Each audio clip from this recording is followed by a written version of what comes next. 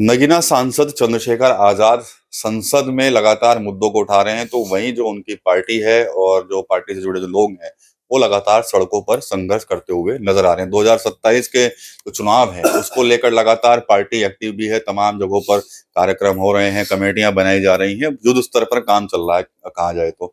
इसी पर बातचीत करने के लिए मेरे साथ मौजूद हैं भीम आर्मी के प्रमुख राष्ट्रीय महासचिव कमल वालिया जी।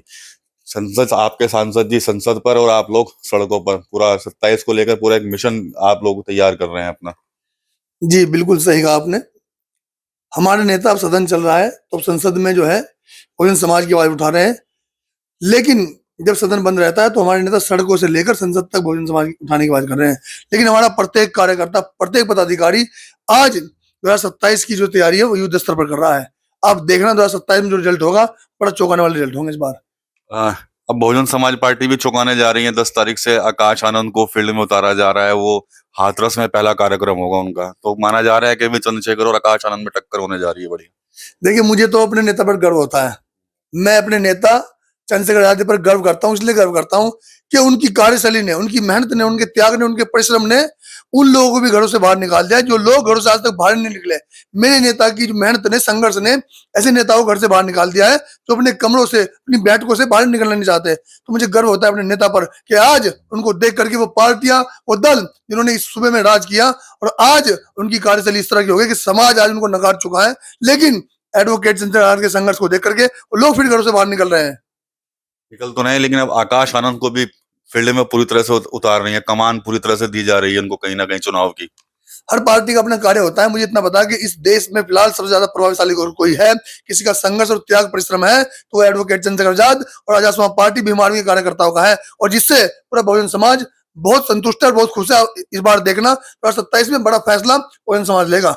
आकाश आनंद जब पूर्व में भी जब आए थे, फील्ड में निकले थे, तो उनकी आपको याद होगा जब रैली थी बिजनौर या नगीना में, कहाँ रैली थी, उसके बाद से उनको साइड कर दिया गया था पूरी तरह बसपा में। तो क्या लगता है कि चलते रहेंगे, वो काम करते रहेंगे, क्या लगेगा? मुझे इस चीज का पता है। एक चीज तो मैं जानता हूं कि इस देश में अगर वो कोई टिकेगा तो संघर्ष टिकेगा, त्याग टिकेगा, परिश्रम टिकेगा। अब ये समाज बेवकूफ नहीं रहा है, अब समाज समझदार हो गया। अब समाज संघर्ष और लालची लोगों में फर्क करता है। अब समाज दलालों में और मेहनती लोगों में फर्क जानता है। तो इसलिए समाज ने संघर्षशील नेता और एक ऐसा नेता जो बेखौफ होकर के बीजेपी के सामने डटने का काम करता है और तमाम उस बहुजन समाज की आवाज उठाने का काम करता है जो बहुजन समाज आज तक शोषित वंचित है। कमल भाई, ये बताइए कि आपने देखा होगा हाल कुछ दिन पहले ही सबसे पहले बहुजन समाज पार्टी के राष्ट्रीय अध्यक्ष मायावती ने बिना नाम लिए चंद्रशेखर आजाद पर निशाना साधा। फिर शाम को फिर चंद्रशेखर आजाद ने भी कहीं ना कहीं कई तरह की बातें जो है वो सोशल मीडिया पर कही थी। क्या कहना चाहेंगे आप उस चीज पर भी? मैं इतना कहूंगा कि मेरे नेता का संघर्ष सब पर भारी है। इसलिए मेरे नेता का संघर्ष हर उस व्यक्ति को चुभ रहा है, हर उस शख्स को चुभ रहा है जिसकी दुकानें हमारे नेता के संघर्ष ने बंद कर दी है। एक चीज और कहूंगा आज आपके चैनल के माध्यम से, बहुत अब तक बोला नहीं, बहुत स्पष्ट बोलना चाहता हूं कि ये तो सच है कि आज मेरे नेता के संघर्ष ने जमीन ऐसी कर दी है कि जिसमें दम होगा वही टिकेगा। आज संघर्ष, त्याग, परिश्रम की एक परिभाषा है जिसका नाम एडवोकेट चंद्रशेखर आजाद है और बहुजन समाज ने ठान लिया है और एडवोकेट चंद्रशेखर आजाद को अपना नेता मान लिया है। एक बात और विकास भाई, आज आप देखना जो लोग आज चंद्रशेखर आजाद पर आरोप लगा रहे हैं वही लोग आरोप लगा रहे हैं जिनकी दुकानें चंद्रशेखर आजाद के संघर्ष से बंद हो गई है। क्या मतलब आकाश आनंद की भी कहीं निशाना उन्हीं पर है क्या? आपका भी दुकानें बंद हो गई? मेरा निशाना तो तमाम उन लोगों पर है, तमाम उन दलों पर है, तमाम उन पार्टियों के उन नेताओं पर है जिन नेताओं ने इस सूबे को आज तक लूटने का काम किया, जिन नेताओं ने इस उत्तर प्रदेश सूबे में सरकार चलाने का काम किया, जिन नेताओं ने बहुजन समाज को सिवाय निराशा के, सिवाय बेरोजगारी के, सिवाय लाचारी के और कुछ नहीं दिया। लेकिन आज बहुजन समाज को एक बार फिर से उम्मीद जगी है एडवोकेट चंद्रशेखर आजाद से, उसकी टीम से, उसकी पार्टी राष्ट्रवादी पार्टी से और प्रत्येक कार्यकर्ता से भीम आर्मी के। बहुजन समाज जानता है कि इस देश में अगर कोई हमारे संघर्ष में, हमारे दुख सुख में अगर कोई खड़ा होगा तो उस नेता का नाम एडवोकेट चंद्रशेखर आजाद है और उसकी पार्टी राष्ट्रवादी पार्टी भीम आर्मी का नाम है।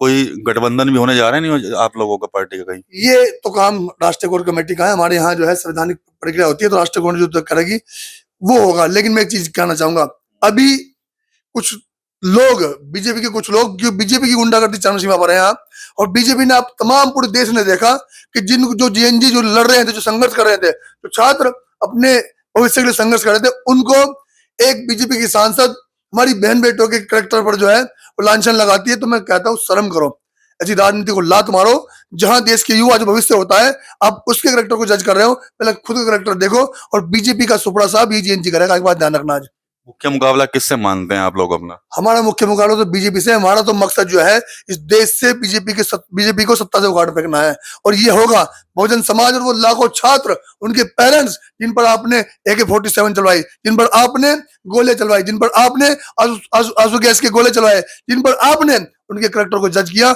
ये युवा, ये जेएनजी इस बार बीजेपी के पतन का कारण बनेगा। कितनी सीटें आ जाएंगी इस बार आप लोगों की? सीटें तो मेहनत बताएगी, संघर्ष बताता है, आप देखना। लेकिन इतना तो बताता हूं आपको कि इस बार बिना आज़ाद पार्टी की उत्तर प्रदेश में सरकार नहीं बनेगी। चलिए ठीक है, कमल वालियां हैं, आकाश आनंद पर बातचीत की है इनसे। इसके अलावा बड़ा दावा कर रहे हैं कि बिना आजाद समाज पार्टी के उत्तर प्रदेश में इस बार कोई भी दल से जो है सरकार नहीं बना पाएगा। टीवी 9 यूपी के लिए सहारनपुर से विकास कपिल।